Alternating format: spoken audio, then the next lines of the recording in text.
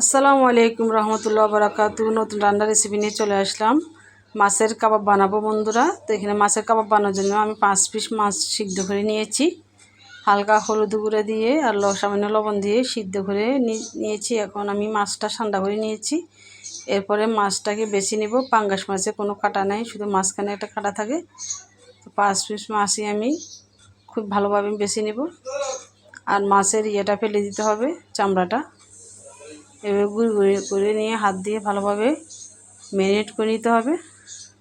কে কে মাছের কাবাব খেতে পছন্দ করেন? আমার বাচ্চারা তো খুবই পছন্দ করে। আমার 2 মেয়ে মাশাআল্লাহ খুব পছন্দ করে, ওদের জন্য বানাচ্ছি আজকে। এখানে হলুদ গুঁড়া, মরিচ গুঁড়া, জিরার গুঁড়া, ধনিয়ার গুঁড়া আর মিক্স মশলা আছে, গরম মশলা, রসুন বাটা, আদা বাটা, সমস্ত মশলা দিয়ে এখন আমি হাত দিয়ে ভালোভাবে মেরিনেট করে নিব।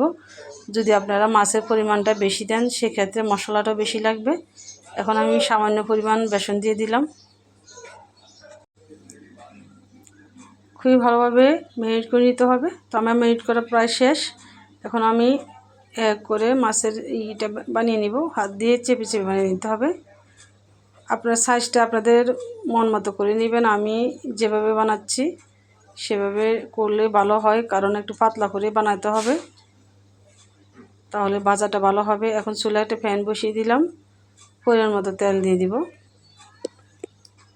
আমার এই প্যানটার চ্যাপটা, যার কারণে তেল বেশি দিলে কম মনে হয় যে কম দিয়েছি। তো এক করে সবগুলো মাছের কাবাবটা আমি দিয়ে দিব ফ্যানের ভিতরে। আমার প্রিয় বন্ধুরা, জানি না আপনাদের কাছে আমার ভিডিওগুলো কেমন লাগে। যদি ভালো লেগে থাকে অবশ্যই কমেন্টে বলে যাবেন যে সুন্দর হয়েছে। আপনাদের সুন্দর একটি কমেন্ট আমাকে ভালো একটু ভিডিও বানাতে সহযোগিতা করবে। সুন্দর একটি কমেন্ট রেখে যাবেন। সেই কমেন্ট ধরে আপনাদের পরিবারে যেন আমি চলে যেতে পারি। আপনার সাথে আমার বন্ধুত্ব শুধু কমেন্টের মাধ্যমে হবে। যদি কমেন্ট না করেন তাহলে আমি আপনার পরিবারে কীভাবে যাব?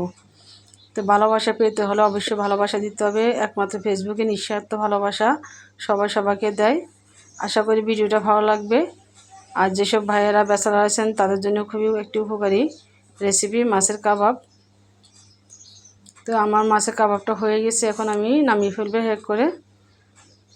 যদি ফেসবুক থেকে দেখে থাকেন তাহলে লাইক কমেন্টস অবশ্যই করবেন। আর যদি আমার একটি ইউটিউব চ্যানেল আছে সেই চ্যানেল থেকে দেখে থাকেন অবশ্যই সাবস্ক্রাইব করবেন।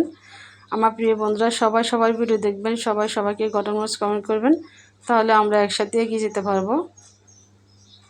এই যে হয়ে গেল, এখন কত সুন্দর একটি লোভনীয় কাবাব, মাছের কাবাব হয়েছে। মশলাটা আপনারা কম বেশি বাড়িয়ে নিতে পারেন, যেহেতু বাচ্চারা খাবে সেজন্য আমি ঝালের পরিমাণটা একটু কম দিয়েছি। আল্লাহ হাফেজ, সবাই ভালো থাকবেন। আসসালামু আলাইকুম।